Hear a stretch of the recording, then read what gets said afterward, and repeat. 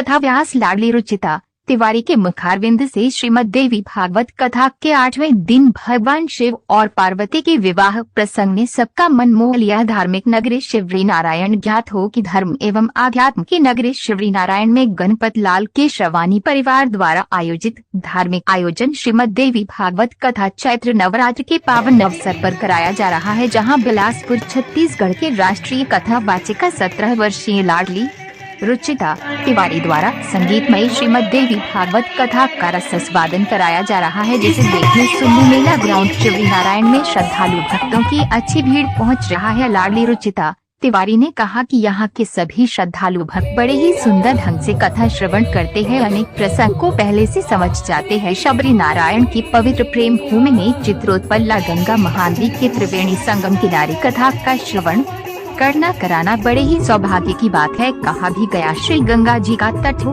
बंशी जी का वट हो, मेरा सांवरा निकट हो। जब पुरातन से निकले ऐसे तीर्थ पुनीत स्थल में कथा श्रवण करना पुण्य के कार्य है। इस अवसर पर बड़ी संख्या में श्रद्धालु उपस्थित थे। बहुत ही बढ़िया अनुभव रहा है, क्योंकि यहाँ के जितने प्रेमी हैं सभी धार्मिक प्रवृत्ति वाले हैं, सभी ही भगवान को मानने वाले, सभी आस्तिक प्रवृत्ति के। तो बड़ा आनंद आता है। कुछ भी प्रसंग यदि बताओ तो पहले से जानकारी होती है, तो उस आवागमन में, उस समागम में गोता लगाने का कुछ अलग ही आनंद है। राम की नगरी है, शबरी की भूमि है। खूब आनंद की वर्षा कि माँ भगवती के पाद पद्मों में, चरणार बिंदों में अर्जी लगाते हुए हम सभी इतने पावन प्रसंग को श्रवण कर पा रहे हैं। आज जैसे हमने देखा पार्वती मैया और भोला जी के पास जो विवाह के जो प्रसंग हमने जो है सबने बहुत ही सुंदर ढंग से उसको देखा, बताएंगे। आज हम सभी ने विवाह का दर्शन किया कि किस प्रकार से शिव और शक्ति एक हुए हैं, क्योंकि बगैर शक्ति के शक्तिमान कभी नहीं हो सकते। जब तक शक्ति न रहे तब शक्तिमान का शक्ति क्षीण हो जाता है। इसलिए स्वयं माँ जगत जननी शक्ति प्रदान करने वाली नहीं, बल्कि स्वयं ही शक्ति है। इसलिए जब शिव और शक्ति मिलते हैं तभी जाकर के शिव बनते हैं। अर्थात ई की जो मात्रा है वही शक्ति है। यदि ई की मात्रा अर्थात शक्ति विलग हो जाए तो शिव शव के ही समान है। धार्मिक नगरी में निरंतर धार्मिक आयोजन बढ़ती रहे और कंटिन्यू हो रहा है। देखा जाए कोरोना काल के दौरान, उसके बाद से देखा जाए तो आयोजन बड़ी क्या कहेंगे?